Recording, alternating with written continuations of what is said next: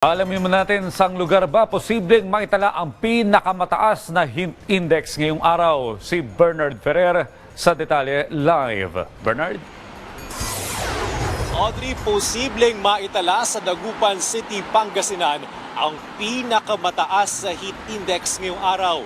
Sa forecast ng DOST Pag-asa, posibleng umabot sa 47 degrees Celsius ang heat index sa nasabing lugar.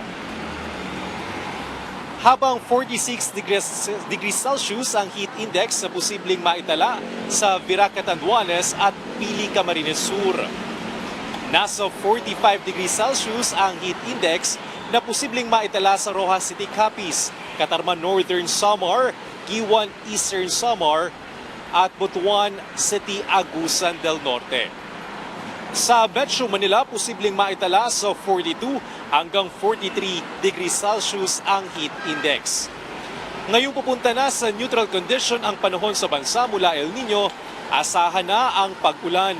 Sa katunayan, napapadalas ang naitatalang localized thunderstorm sa Metro Manila.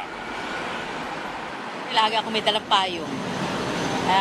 Alam kong magtatagulan tapos, siyempre, tama naman pag nalabas kami, medyo tumitigil na yung ulan.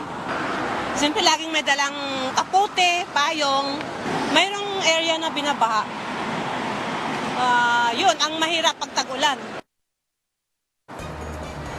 Patuloy na binabantayan ang posibilidad ng La Nina sa bansa, lalo't 60% itong posibleng mangyari pagsapit ng Hunyo, Hulyo. Situation tayo, mabilis pa ang takbo ng mga sasakyan sa northbound ng EDSA Kamuning. Pero may bahagyang pagbagal naman sa southbound ng EDSA Kamuning.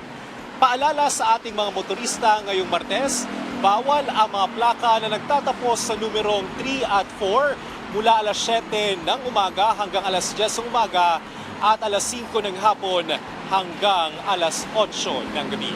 Balik sa'yo, Audrey. Maraming salamat, Bernard Ferrer.